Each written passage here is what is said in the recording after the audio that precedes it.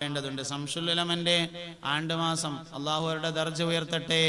ഈ മാസം മഹാനായ ശംസുൽ ഉലമയെ കുറിച്ച് ശംസുൽ ഉലമന്റെ മോള് പറഞ്ഞ ഒരു അനുഭവം ഇസ്ലാമിക് സാഹിത്യ അക്കാദമി പ്രസിദ്ധീകരിച്ച ശംസുൽ ഉലമ സ്മരണികയിൽ പറയുന്നുണ്ട്.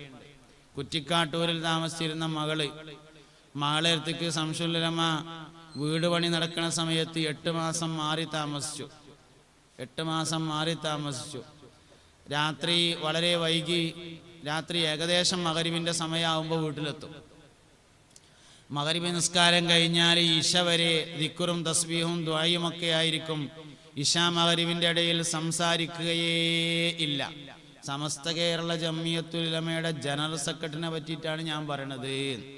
ഇശാ മഗ്‌രിബിന്റെ ഇടയിൽ സംസാരിക്കാറേ ഇല്ല. ഇശാ നിസ്കാരം കഴിഞ്ഞാൽ ഭക്ഷണം കഴിക്കാൻ വേണ്ടി വന്നിരിക്കുമ്പോൾ വീട്ടുകാര്യങ്ങളും കുടുംബകാര്യങ്ങളൊക്കെ ചോദിക്കും, പറയും, അതിലൊക്കെ ഇടപെടും, വേണ്ട സംഗതികളൊക്കെ പറയും. അങ്ങനെ ഭക്ഷണം കഴിച്ചു കഴിഞ്ഞതിന് ശേഷം കിടക്കാൻ വേണ്ടി പോകും റൂമിലേക്ക്.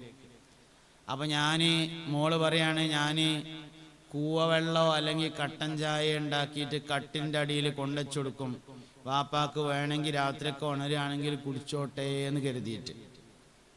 അങ്ങനെ കുറേ സമയം കഴിഞ്ഞ് ഒരു 11 മണി 11:30 12 മണിയൊക്കെ ആകുമ്പോൾ ഞാൻ മൂത്രമൊഴിക്കായി എഴുന്നേൽക്കുമ്പോൾ അല്ലെങ്കിൽ ഉറക്കം വരാതിരിക്കുമ്പോൾ എഴുന്നേറ്റിട്ട് മെല്ലെ വാപ്പ എന്താ കാട്ടണെന്ന് നോക്കാൻ വേണ്ടി ചെന്ന് വാതിലിങ്ങനെ തുറന്ന് കണ്ട് ഉള്ളിൽ കൂടി നോക്കിയാൽ കട്ടിലും അങ്ങനെ പടിഞ്ഞാട്ട് തിരിഞ്ഞിരുന്നിട്ട് തസ്ബീഹ് മാല സ്പീഡിൽ മറിക്കുന്ന വാപ്പയെ കാണാമായിരുന്നു എന്ന് മകള്. അത് കഴിഞ്ഞ് ഞാൻ മെല്ലെ വാതിൽ ചാരിച്ചിട്ട് ഇങ്ങോട്ട് പോരും. പിന്നെ ഒരു 3 മണി 4 മണി സമയത്ത് ഞാൻ വീണ്ടും ചെന്നിട്ട് വാതിലിൻ്റെ ഇടയിൽ കൂടി അങ്ങനെ നോക്കുമ്പോൾ കട്ടിലും എങ്ങനെ പടിഞ്ഞാട്ട് തിരിഞ്ഞൊരു പുതപ്പുകൊണ്ട് ഇങ്ങനെയാണ് പുതച്ചിങ്ങാണ്ട് തസ്ബീഹ് മാല എങ്ങനെ സ്പീഡിൽ മറിക്കുന്ന വാപ്പയെ കാണാമായിരുന്നു എന്ന് മകള്. ശംസുൽ ഉലമയെ പറ്റിയിട്ടാണ് ഞാൻ ഈ പറയണത്. നേരം വെളുത്താൽ സമസ്തന്റെ യോഗത്തിന് പോവുകയും ചെയ്യും, വൈകുന്നേരമായാൽ വീട്ടിലേക്ക് വരികയും ചെയ്യും, ഇബാദത്തിൽ മുഴുകുകയും ചെയ്യും. അതാണ് മഹാനായ ശംസുൽ ഉലമ നവ്വറല്ലാഹു മർഖദഹു. മഹാനവറുകൾ വെറുതെ ഒന്നല്ല വാങ്കൊടുത്തപ്പോ വാങ്കിന് ജവാബ് പറഞ്ഞാണ്ട് ലാ ഇലാഹ ഇല്ലല്ലാഹ് അവസാനിപ്പിച്ചു വഫാത്തായി എന്ന് പറഞ്ഞാൽ അത് വെറുതെ ഉണ്ടായതൊന്നല്ല, അധ്വാനിച്ചുണ്ടാക്കിയത് തന്നെയാണ്. അത് അധ്വാനിച്ചുണ്ടാക്കിയ തന്നെയാണ്. 20ാമത്തെ വയസ്സ് മുതൽ ജന്മനാട്ടിൽ ഖാദിയാണ് സമസ്തന്റെ ഇപ്പോഴത്തെ സെക്രട്ടറി ആലിക്കുട്ടി ഉസ്താദ്. ജന്മനാട്ടിലെ നമ്മളൊക്കെ ഓരോ നാട്ടിൽ ജനിച്ച ആൾക്കാരനല്ലേ, നമുക്ക് നാട്ടിൽ എത്ര വില ഉണ്ട് എന്ന് അവനാനെ ഏതായാലും അറിയല്ലോ, വേറുള്ളവർക്ക് അറിയില്ലെങ്കിലും. 20ാമത്തെ വയസ്സ് മുതൽ ജന്മനാട്ടിൽ ഖാദിയാണ്. ഞാൻ ഈ പ്രസംഗിച്ചു കൊണ്ടിരിക്കുന്ന ഈ സമയത്തും ഖാദിയാണ്. തിരൂർക്കാട് ജന്മനാട്ടിൽ ആലിക്കുട്ടി ഉസ്താദ്. തൻ്റെ വാപ്പയാണ് പള്ളിക്കത്തെ മൂല്യര്, ഖാദി മകനാണ്. വാപ്പയായിരുന്നു, അള്ളാഹു അവരുടെ ദറജ ഉയർത്തിട്ട് വഫാത്തായി.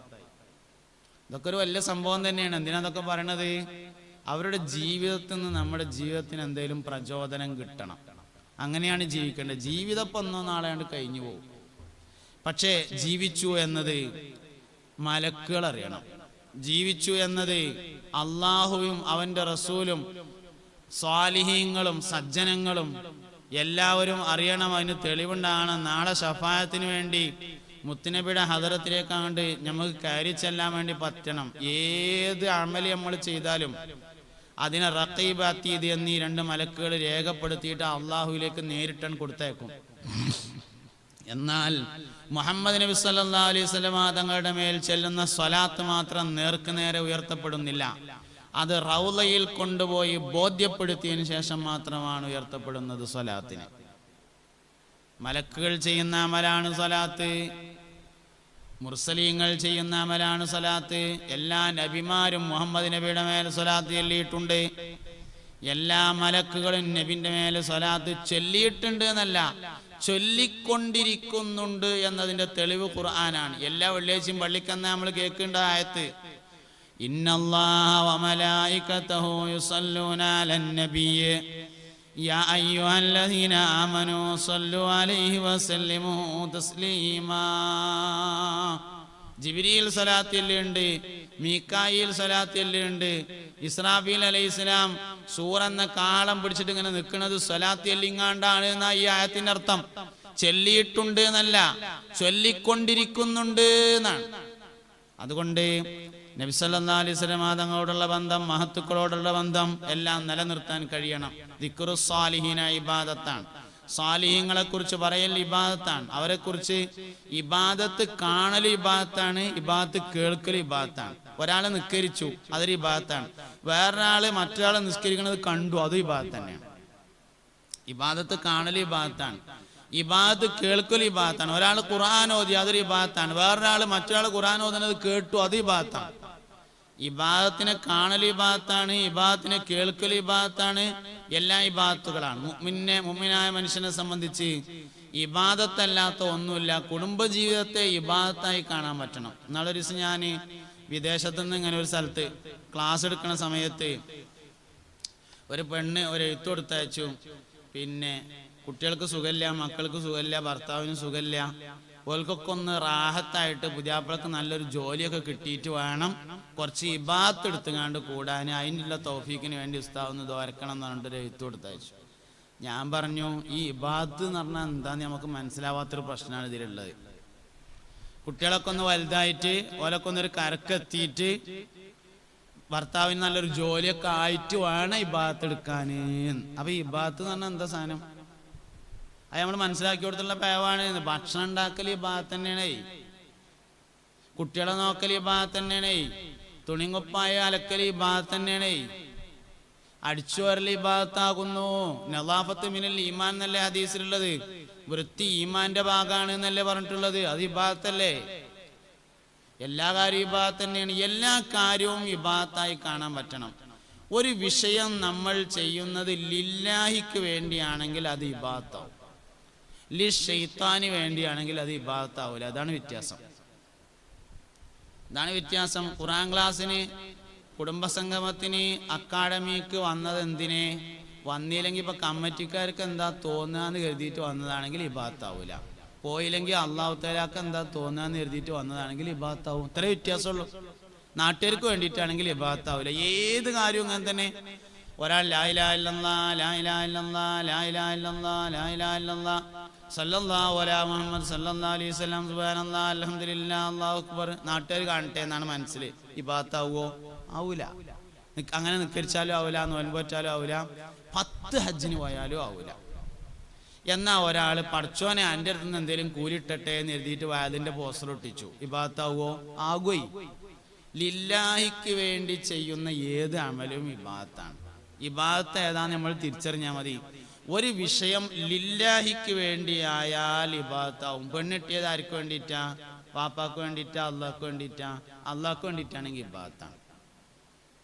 പെണ്ണുങ്ങളെ നോക്കുന്നത് ആർക്ക് വേണ്ടിയിട്ടാ? ലില്ലാഹിക്ക് വേണ്ടിയാണെങ്കിൽ ഇബാദത്താണ്. ഭർത്താവിനെ നോക്കുന്നത് ആർക്ക് വേണ്ടിയിട്ടാ? ലില്ലാഹിക്ക് വേണ്ടിയാണെങ്കിൽ ഇബാദത്താണ്.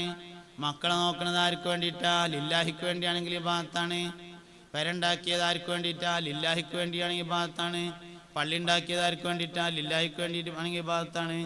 രാവിലെ നീച്ചേക്കിന് ചൂലെടുത്ത് കണ്ട് മുറ്റടിച്ചു വരുന്നത്, പടച്ചോനെ നിന്റെ നബി പറഞ്ഞിട്ടുണ്ടല്ലോ ഇത് ഈമാൻ കൂട്ടുന്ന ഒരു പണിയാണ് വൃത്തിയാക്കൽ എന്ന്, അതുകൊണ്ടാണ് ഞാൻ അത് ചെയ്യണത്. നീയത്ത് ചെയ്താൽ അടിച്ചു വരൽ ഇബാദത്താണ്. മരം വെച്ചുപിടിപ്പിക്കൽ ഇബാദത്താവും. കസാല നേരാക്കൽ ഇബാദത്താവും. സോഫ തട്ടിക്കൊട്ടൽ ഇബാദത്താകും. മാറാല തട്ടൽ ഇബാദത്താവും. പല്ലിയെ കൊല്ലൽ ഇബാദത്താവും. പല്ലിയെ കൊല്ലുക എന്ന് പറഞ്ഞപ്പോൾ എനിക്കൊരു കാര്യം ഓർമ്മ വന്നതാണ്. എന്നാള് കുറച്ച് മുമ്പ് ഒരു സുന്നികളുടേതല്ലാത്ത ഒരു മലയാളം പ്രസിദ്ധീകരണത്തിൽ ഒരു ചോദ്യം ഉണ്ടായിരുന്നു. ഒരു ചോദ്യോത്തരം. ചോദ്യം അതിനുള്ള മറുപടിയാണ്. പല്ലിയെ കൊല്ലണമെന്ന് ഹദീസിൽ പറയുന്നതായി കേൾക്കുന്നു, അത് ശരിയാണോ എന്നാണ് ചോദ്യം. പല്ലിയെ കൊല്ലണമെന്ന് ഹദീസിൽ പറഞ്ഞതായി കേൾക്കുന്നു, ശരിയാണോ? അതിന്റെ മറുപടി എന്താ? നിങ്ങള് പല്ലിയെ കൊല്ലണമെന്ന് ഹദീസിൽ വന്നിട്ടുണ്ട്, അത് സ്വഹീഹായ പരമ്പരയിലൂടെ റിപ്പോർട്ട് ചെയ്യപ്പെടുകയും ചെയ്തിട്ടുണ്ട്. പക്ഷേ പരിശുദ്ധ ഖുർആൻ വിഭാവനം ചെയ്യുന്ന മാനുഷിക മൂല്യങ്ങൾക്ക് അത് നിരക്കാത്തതായി തോന്നുന്നു. എന്താ പറഞ്ഞു? പല്ലിയെ കൊല്ലണമെന്ന് ഹദീസിലുണ്ട്. വിവരങ്ങളിൽ വെച്ച് ഏറ്റവും വലിയ വിവരം റിസാലത്തിന്റെ ഇൽമാണ്. അനുഭവജ്ഞാനത്തെക്കാൾ വലുതാണ് റിസാലത്തിന്റെ ഇൽമ്. എനിക്ക് 2 കൈയുണ്ട് എന്നുള്ളത് ഇപ്പൊ എന്റെ അനുഭവമുള്ളൂ. ഇതിനേക്കാൾ വലിയ ഇൽമാണ് നുബുവത്തിന്റെ ഇൽമ. റിസാലത്തിന്റെ ഇൽമ, നുബുവത്തിന്റെ ഇൽമ പറഞ്ഞാല് അനുഭവജ്ഞാനത്തെക്കാൾ വലുതാണ്. അതിനേക്കാൾ പ്രാമാണികമാണ് മുഅ്മിനെ സംബന്ധിച്ച് റിസാലത്തിന്റെ ഇൽമ. ആ റിസാലത്തിന്റെ ഇൽമിൽ എന്തുണ്ട്? പല്ലിയെ കൊല്ലണമെന്നുണ്ട്. ഇനി ഉണ്ട് എന്ന് മാത്രമല്ല, അത് സ്വഹീഹായ പരമ്പരയിലൂടെ റിപ്പോർട്ട് ചെയ്യപ്പെടുകയും ചെയ്തിട്ടുണ്ട്. ഒരാൾക്ക് അതിന്റെ പരമ്പര തെറ്റാണ് എന്ന് പറഞ്ഞിട്ടാണെങ്കിൽ ഇത്ര തന്നെ കുഴപ്പമില്ല. ആ ഹദീസിന്റെ ആധികാരികതയിൽ സംശയം ഉണ്ട് എന്നാണെങ്കിലും കുഴപ്പമില്ല. ഹദീസും ക്ലിയറാണ്, അതിന്റെ ആധികാരികതയും ക്ലിയറാണ്. പക്ഷെ ഇവൻ മനസ്സിലാക്കിയ മാനുഷിക മൂല്യത്തോട് അത് എതിരാണെന്ന്. ഖുർആൻ പറഞ്ഞ മാനുഷിക മൂല്യത്തോട് എതിരാവൂല, ഇവൻ മനസ്സിലാക്കിയ മാനുഷിക മൂല്യത്തോട് അത് എതിരാണ്. അതിന്റെ അർത്ഥം എന്താ? ഓന് മാനുഷിക മൂല്യം മനസ്സിലായിട്ടില്ല എന്നല്ലേ ഉള്ളൂ. ഇങ്ങനെ കുറെ വർത്താനങ്ങൾ പറയും മനുഷ്യന്മാര്. കൂട്ടത്തിൽ ഞാൻ ഓർമ്മ വന്നപ്പോ പറഞ്ഞു എന്നേ ഉള്ളൂ,